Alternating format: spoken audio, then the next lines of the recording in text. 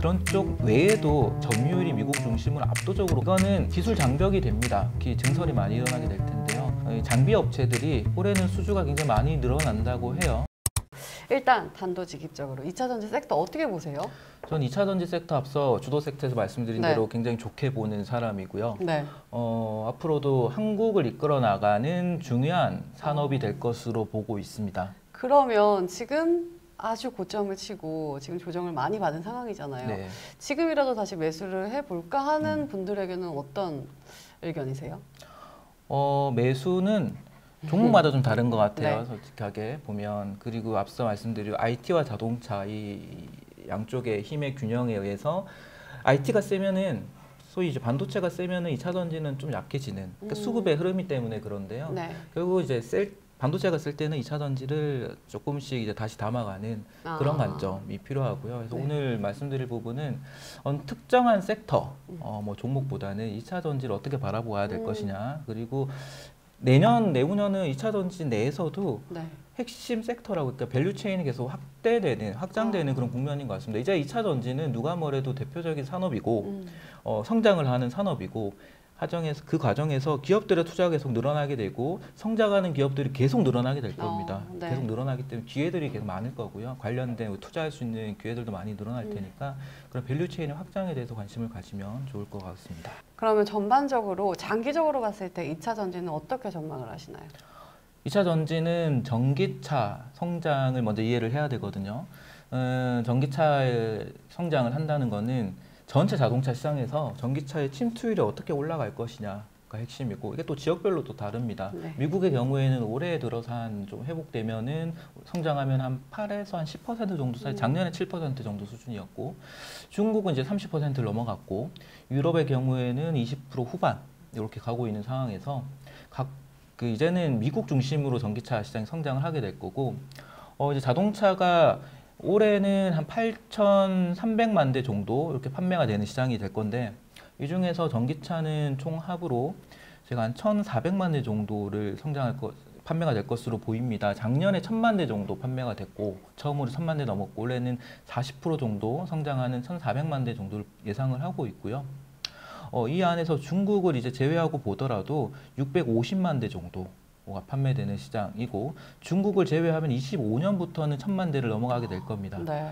이게 중요한 거는 이제는 전기차 시장을 바라볼 때 중국을 좀 빼놓고 봐야 우리나라의 배터리 점유율이나 양극재 같은 소재 업체들의 점유율은 중국을 빼고 이제 생각을 해야 되는 상황이고 그러려면은 중국을 제외하고 2차 전지 시장이 어느 정도 성장을 해줘야 되는데 그게 올해부터 좀 가속화된다고 보시면 되고요. 네. 네, 그래서 관련된 이제 배터리 수요도 계산을 좀 해서 올해는 한 718기가와트시인데 2030년이 되면 3700기가와트시가 글로벌 전체적으로 보고 있고요.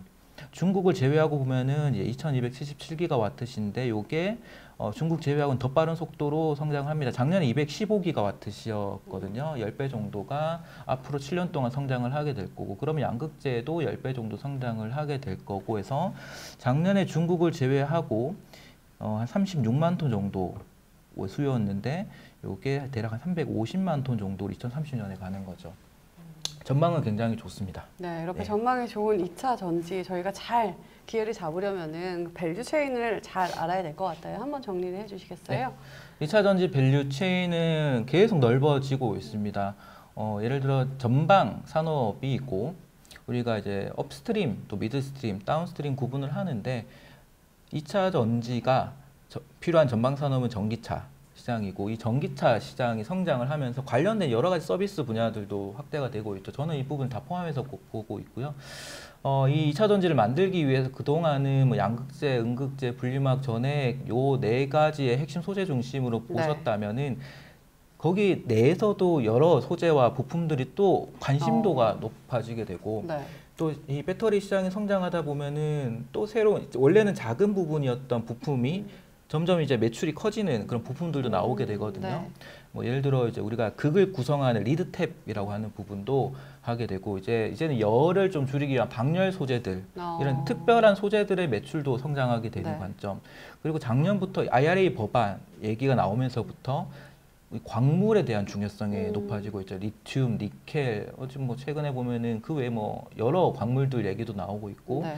그리고 이제는 배터리가 다 소비가 되고 나면은 이 폐배터리 어떻게 할 거냐, 재활용을 할 거냐, 재사용을 할 거냐, 이런 전반적인 부분을 저는 밸류체인을 다 설명을 드리는데, 네. 이게 계속적으로 확장되는 흐름이다라고 이해하시면 됩니다.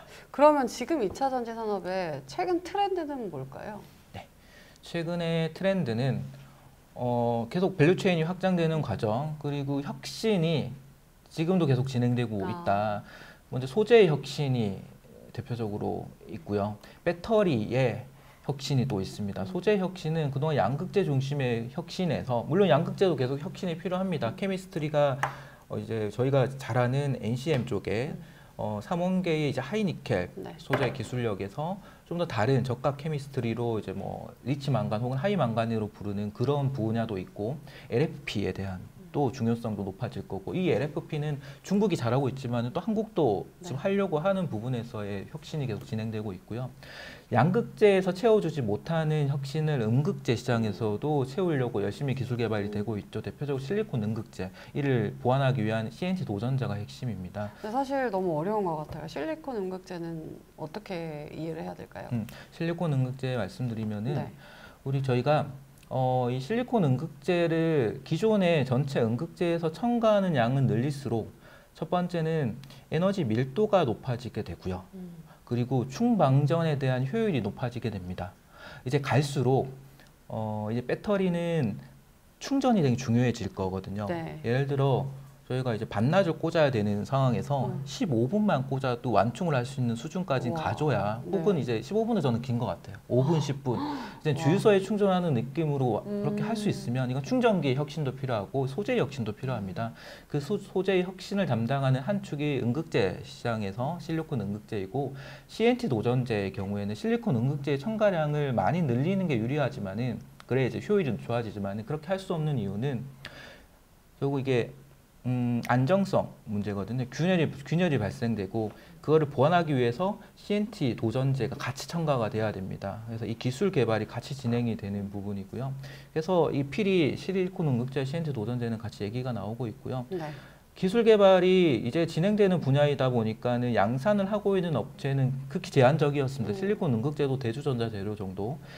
이 음극재 쪽에 CNT 도전재 쪽은 또 나노 진소대 정도였죠. 근데 새로운 기업들이 계속 진입을 하려고 기술 개발을 하고 있고, 그런 쪽에서 기회들이, 저희가 투자할 수 있는 기회들이 생길 것이고, 그럼 이 관련된 이 산업이 커지지 않습니까? 네. 실리콘 음극재 양도 많아지고 CNT 도전재 양도 많아지면 관련 원재료를 공급하는 업체들도 주목을 하게 되는 거죠. 원래는 시장이 작았는데 커지니까 그 원재료를 대표적으로 CNT 도전재는 CNT 원재료로 가는 부분이 제이오라고 최근에 상장한 업체, 그리고 이제 실리콘에 관련된 실리콘에 대한 재료는 이제 이녹스 자회사인 TRS, 네. 이 업체가 또 하고, 이런 식으로 밸류체인 확장이 또 나오는 것 같습니다.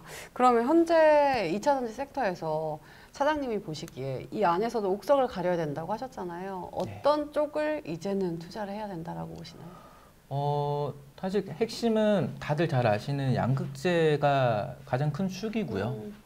저는 이제 양극재 쪽에서 여러 업체들의 저는 어디가 더 낫고 못하고를 드릴 필요는 없는 것 같습니다. 네. 다 좋은 기업이고, 우리나라 양극재 기업들은 그런 쪽 외에도 다른 기업들이 많이 있고, 그쪽에 기회를 좀 찾아보자라는 말씀을 드리는데요. 네. 우선은 지금 셀 업체, 우리가 LG 에너지 솔루션, SK온, 삼성 SDI 세계 업체의 실적이 올해, 내년, 내후년에 엄청나게 성장을 하게 됩니다. 가장 큰 이유는 우선 생산량 자체가 많이 늘어나게 되고요. 미국을 중심으로. 네. 그렇다 보니까 점유율이 미국 중심으로 압도적으로 가져가게 될 거고요. 중국 업체들이 진입을 할 수가 없고, 당분간은 미국 내에서 로컬 업체들이 생산을 못하게 될 테니까요. 그래서 성장 속도 자체도 올해, 내년, 내후년에 빨라지는 상황에서 이제 이 IRA 법안 안에 AMPC라고 하는 부분이 있거든요. 그래서 생산량에 따라서 혜택을 받게 되는데, 이 부분 때문에 영업이익이 늘어나게 됩니다. 네. 그래서 LG 에너지 솔루션이 1분기에 그게 반영되면서 실적이 대폭 상향됐습니다. 2분기부터는 SK온이 이게 반영이 되면서 상향이 될 거고, 그렇게 되면 이제 드디어 SK온은 배터리 분야에서 흑자 전환이 되는 기업이 될 것 같다. 그렇게 해서 LG 에너지 솔루션만 봤다고 하면은 이제 SK 이노베이션, SK온 때문에 SK 이노베이션에 대해서도 관심을 가지시면 좋을 것 같고, 네. 삼성 SDI 경우에는 그동안 투자 발표, 증설 이런 쪽이 보수적이었지 않습니까? 근데 네. 작년 말부터 보면 이 배터리를 이 자동차 회사들이 배터리 공급망을 다변화하려고 여러 가지 좀 시도들 많이 하고 있고 조인트 벤처들도 좀 다변화되고 있잖아요. 그 과정에서 소극적이었던 삼성 SDI마저도 조금은 공격적으로 스탠스가 바뀌고 있는 상황에서 삼성 SDI도 좋을 것 같습니다. 우선은 단기적으로는 LG 에너지 솔루션과 SK 이노베이션 쪽을 좋게 보고 있고요. 네. 두 번째는 소재 안에서도 하반기를 놓고 보면은 좀 지금 소외되었던 소재 중에서 상대적으로 저평가되었던 소재를 좀 먼저 보자라는 네. 관점이고요. 이 IRA 법안 때문에 미국 내에 공장을 꼭 지어야 되는 그런 소재가 분리막과 전해액으로 정해졌거든요.